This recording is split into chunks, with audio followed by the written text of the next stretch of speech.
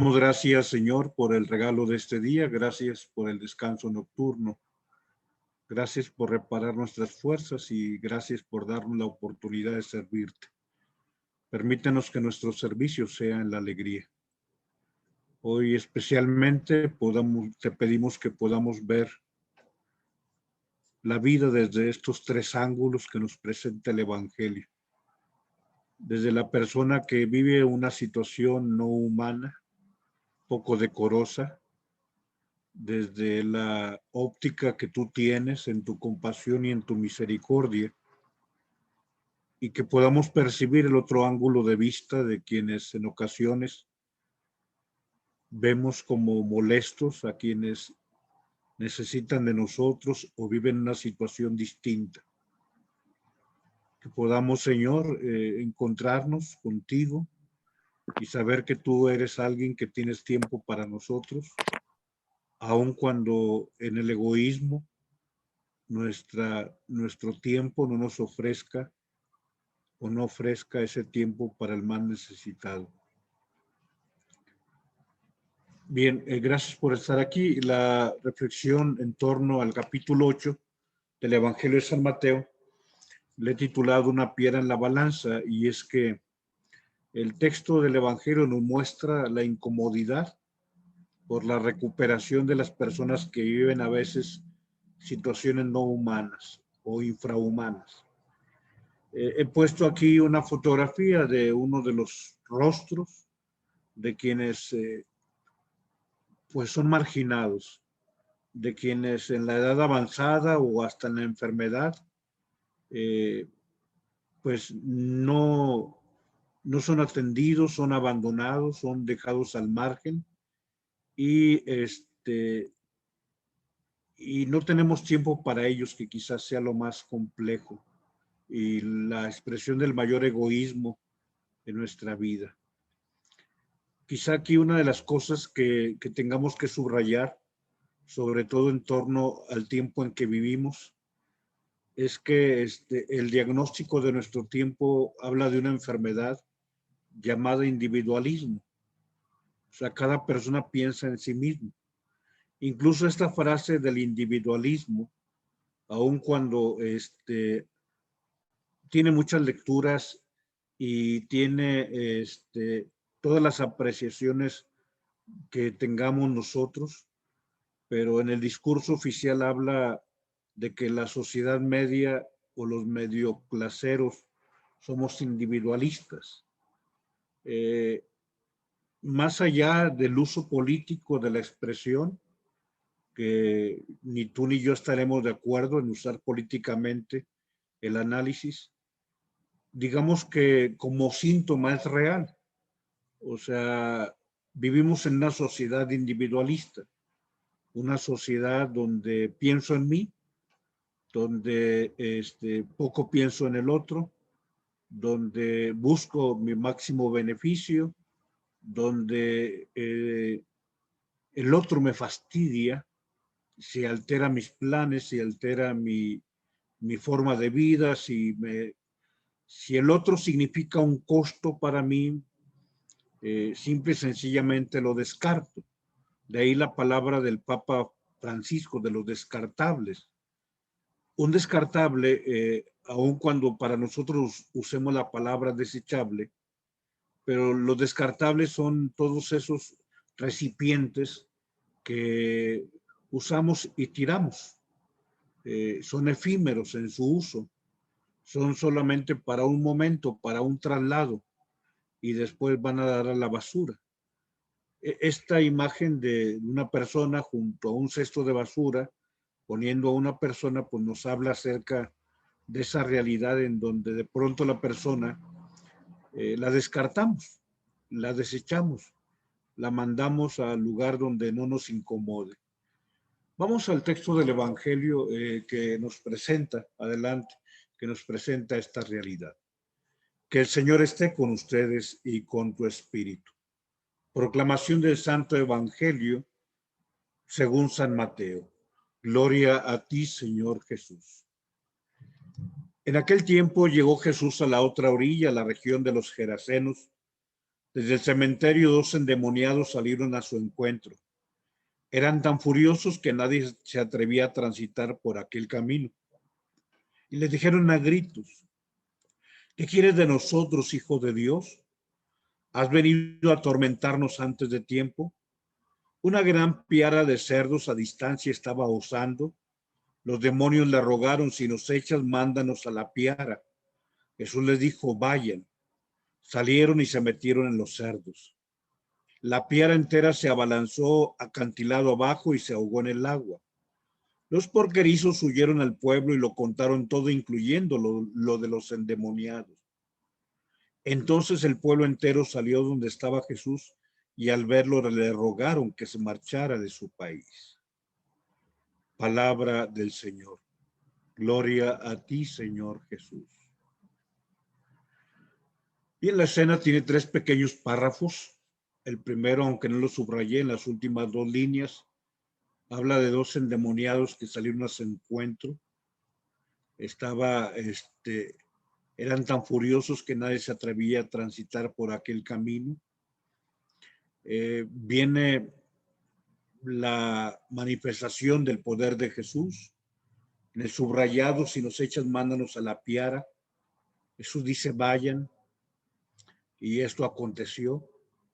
Pero la parte conclusiva: el pueblo entero salió a donde estaba Jesús y al verlo le rogaron que se marchara de su país. Es una situación en donde el pueblo lamenta una gran pérdida, pero no ubica la gran ganancia que se tiene en la persona humana. Adelante, veamos estos tres ángulos de vista que tenemos en la vida. Primero, el Señor en su misericordia. El Señor Jesucristo que se apiada de dos hombres. Cristo que lo rescata de una situación poco digna en la que su vida de persona se desarrolla entre los muertos. Cristo es alguien que ama y que se conmueve ante una situación infrahumana. El segundo ángulo es el de las personas que llevaban una vida poco digna. Los dos jóvenes, dos personas que han recuperado el rostro del ser humano, dos personas que recuperan la relación plena, que ya no están aislados, que ya no están al margen, sino que regresan a la vida cotidiana. Y con ello todas las posibilidades relacionales, digamos, de producción de una vida que puede ser con oficio y con beneficio. Pero hay el tercer ángulo de vista de quienes se molestan.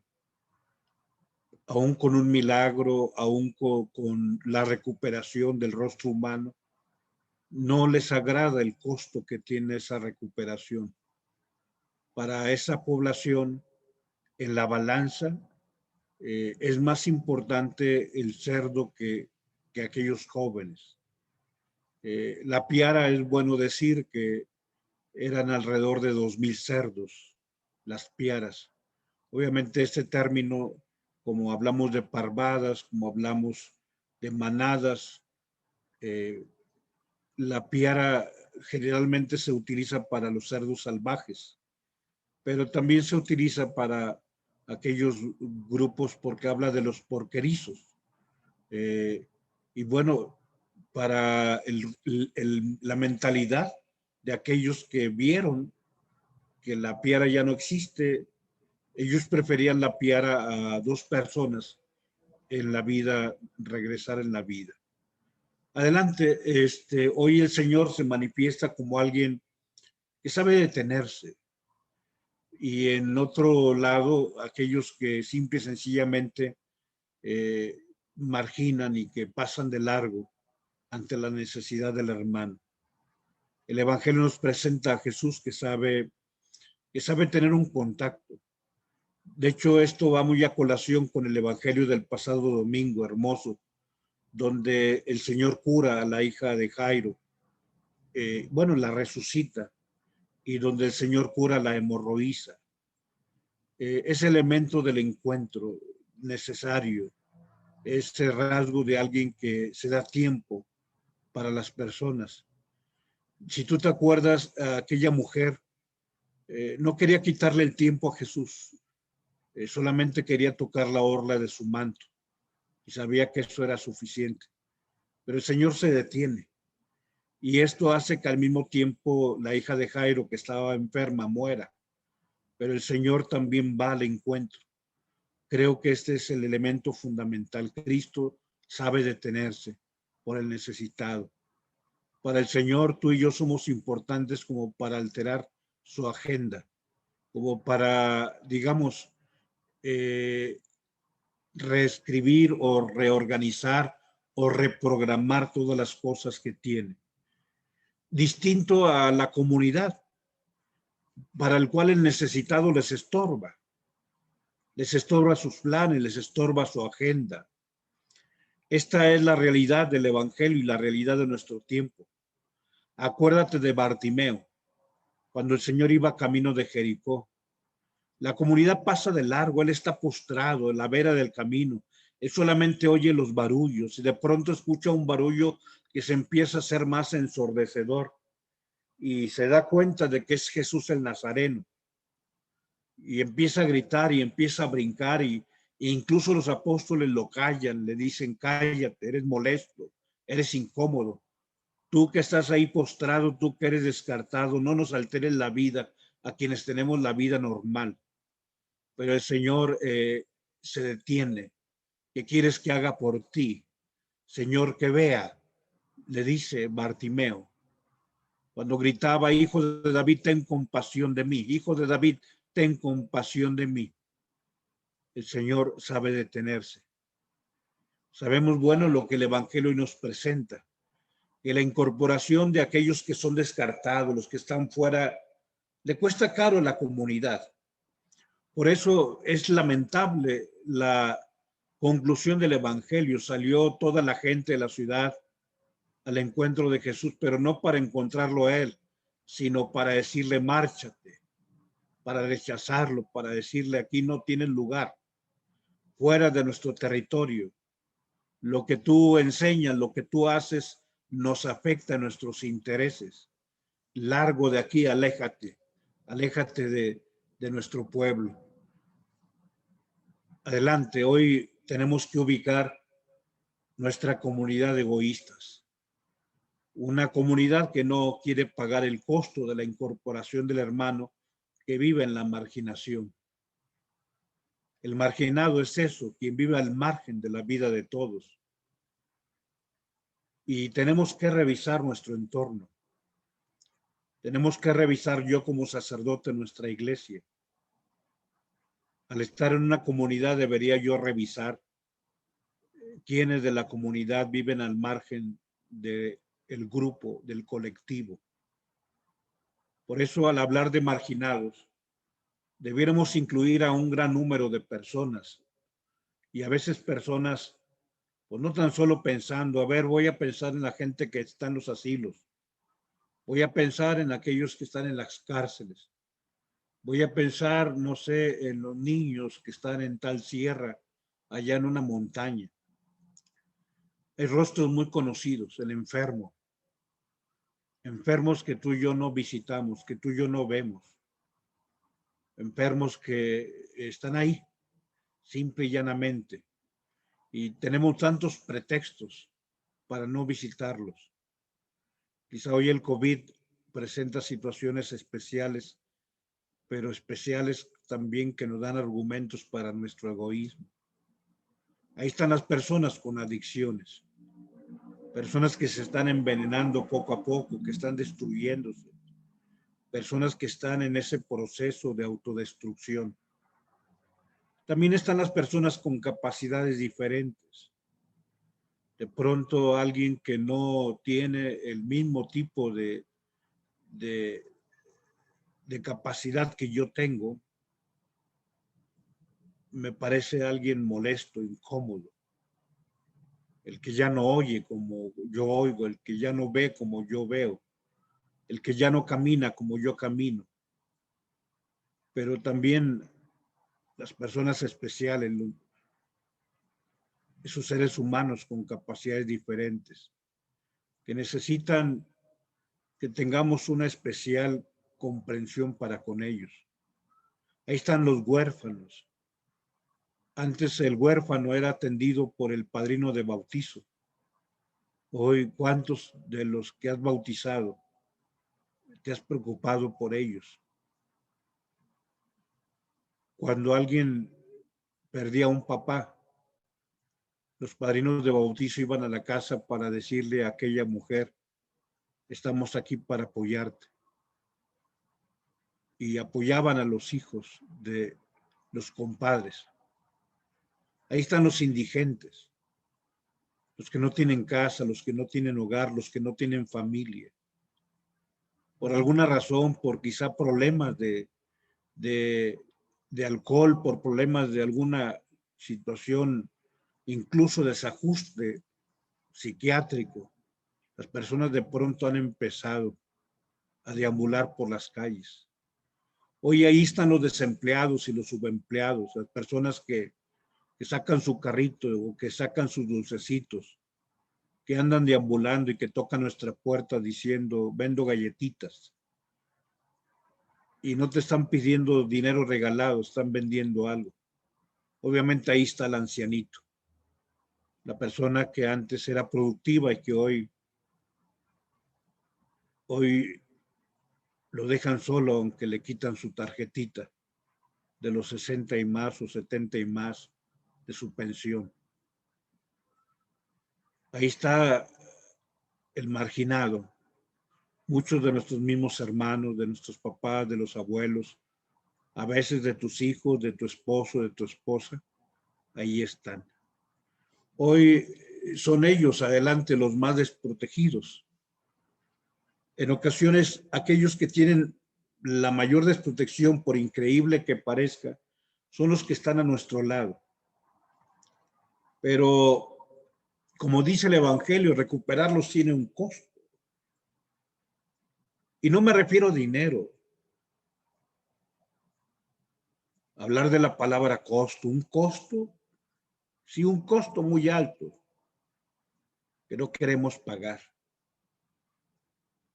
Recuperar a los padres del abandono en el que los tenemos significa pagar el costo de nuestro tiempo. Y todos tenemos tantas cosas por hacer. Todos somos tan importantes en la vida. Todos hacemos tantas cosas que trascienden, pero que no nos permite toda esa agenda tan saturada ir a visitar a nuestros papás, salvo la Navidad, el Día del Padre y el cumpleaños. Sí, ¿cuál es el costo? A veces te dan planes.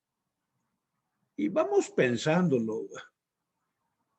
Muchos estamos pensando ya en este verano, aunque sea en forma simple, pero tener tiempo para nosotros, un descanso, una vacación.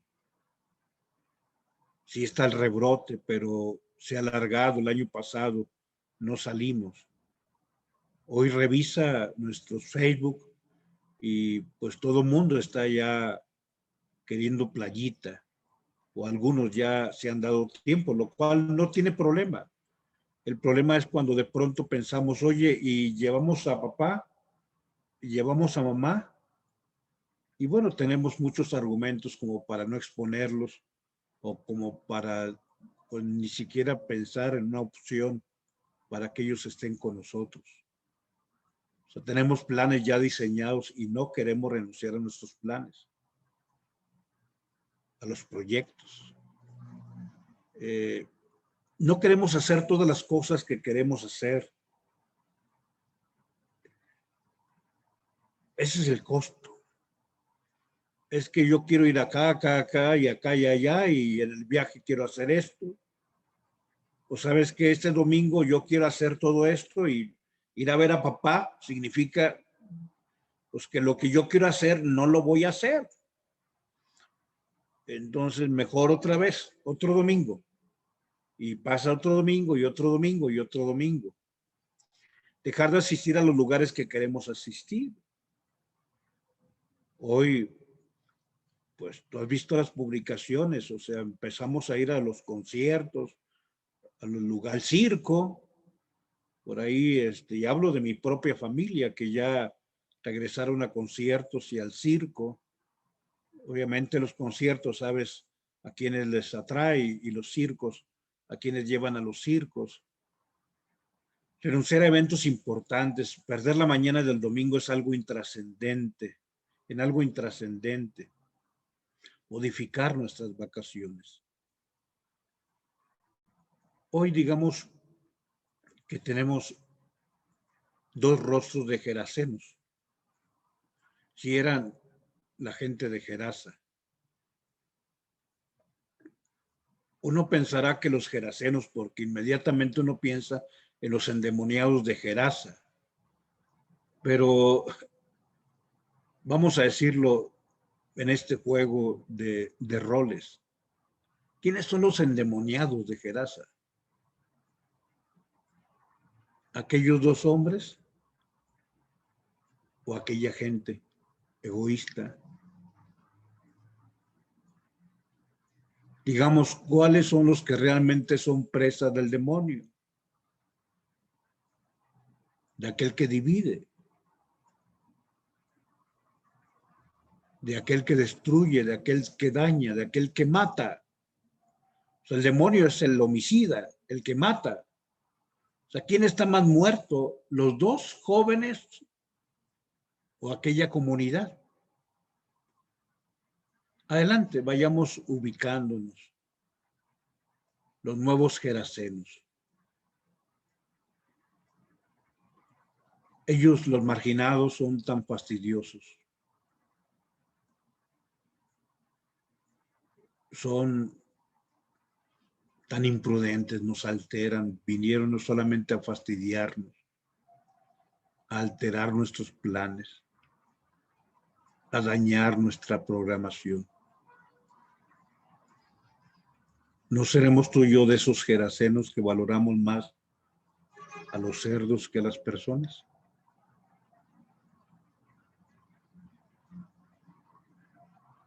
Que valoramos más lo que significa capital económico que el capital humano. Pidamos al Señor que, como Él sabe detenerse y sabe ser compasivo, nosotros también lo seamos. En nombre del Padre, del Hijo y del Espíritu Santo.